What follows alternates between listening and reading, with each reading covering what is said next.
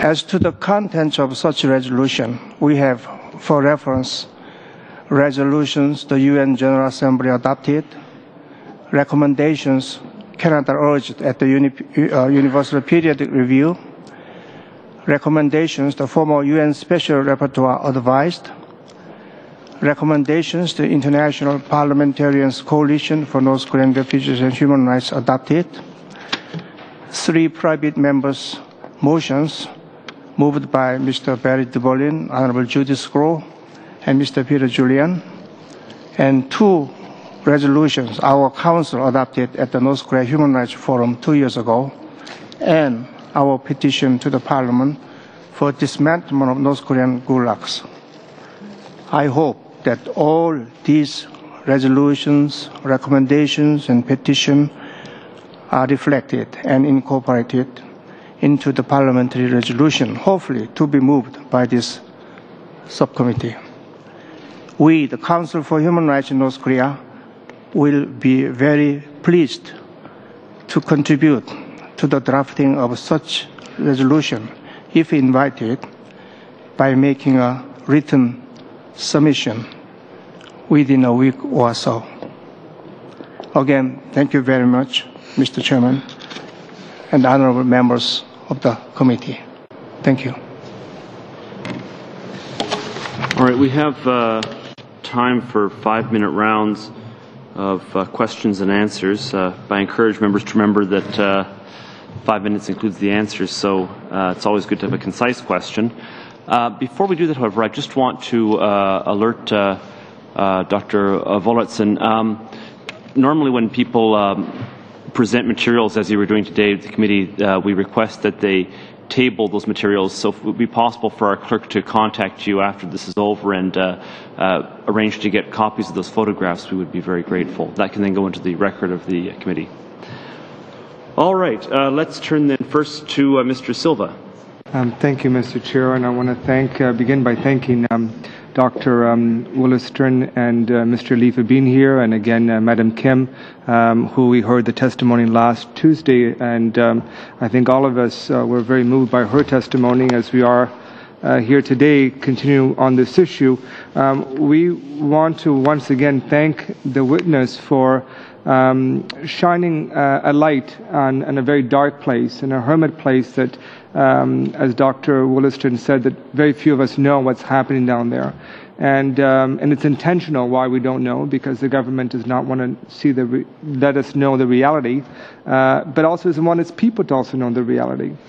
And I am struck by the testimony and the sheer magnitude of the suffering of the Korean people, and my heart goes out to them. And we here obviously want to know what we can do, but also at the same time I want to hear from either yourself or from Mr. Lee a perspective, because you know more about what's happening there than we do. We see in the last little while what's taking place in the Middle East, where the people are rising up against dictators.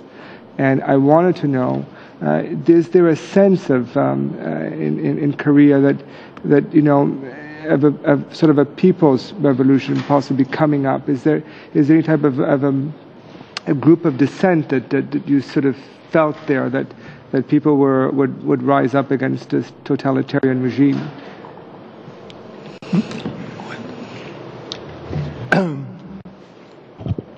Once, in the middle of '99, I was standing in front of the subway in Pyongyang, and there was a mass performance. All the soldiers, and it was whatever, birthday of Kim Il-sung, or there are so many festivities in Pyongyang.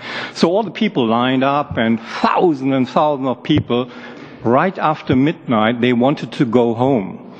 It was a rush. They all were fed up, this long military parade and cheering, orchestrated, so nobody wanted to stay any longer. So the people were pushing forward, let's go home, and then there was, of course, order. Policemen and subway personnel, and out of the sudden, there was some fights.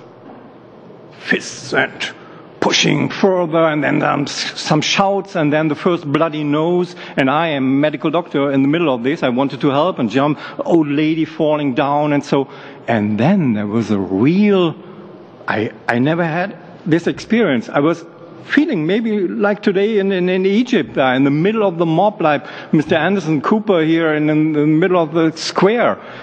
It was like the beginning of the revolution. There were people fighting the policemen. They couldn't stop them anymore. They wanted to go to the subway. They wanted to go home. And there were soldiers, of course, coming in. And the people didn't care. They ripped off the uniforms, got the whatever knife and some, not machine guns, of course. It happened 5 minutes later. Then there were the guys with the machine guns. And then there was order, of course. But that was my experience. It can happen in North Korea anytime. There are people who are angry about the government. There are people who are very well aware about you. They know about the outside world. They are listening to radios. Whenever my interpreter came into our office, the first he asked, do you have some German newspaper? Can we listen to BBC or CNN or whatever in the Voice of America in the morning? Secretly. But he wanted to get the information. And guess what? Once I was invited here to those fashionable dinner parties, and there was one high-ranking official, I forgot his name, he was sitting there, and he told us, of course we know we have to change, we have to reform economics and so on, but because of the boycott of the foreigners, we cannot. But there is, you know what, there is one real natural disaster, and the North Koreans are always talking about natural disaster, flooding, drought, whatever. There's one real natural disaster, and that we can't stop. And then he looked behind him, and you know, in every North Korean room there are two portraits, one of Kim Il-sung, the founder, and one of Kim Jong-il.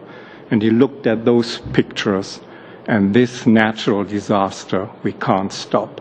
That was his comment on the situation, high official person. There are some people, and as I told you, when they were drunken in the evening, a little bit of soju, a little bit of whiskey, a little bit of beer, they were quite outspoken. They told me in German language that they dislike Kim Jong-il, that they hate him, that they know that he is responsible, that they think he is a spoiled, rotten playboy, and he does not deserve to be the leader of the state. They think he is responsible, and I can give you the guarantee, you will see the same pictures in Egypt, like in Egypt, one day in Pyongyang. I'm absolutely sure about that. But you have to trigger it. They need the information. They need the information that you will care. And I was told by East German people, East German refugees, East German relatives of mine later, that the best encouragement for the East German movement to freedom was when there was some real support from the outside world. Some people who care, and some people who spoke up against Honecker at that time. So there is a need for some government to speak up against Kim Jong-il. Right. Unfortunately, that uses up Mr. Silva's time. Madame Deschamps, vous avez la parole.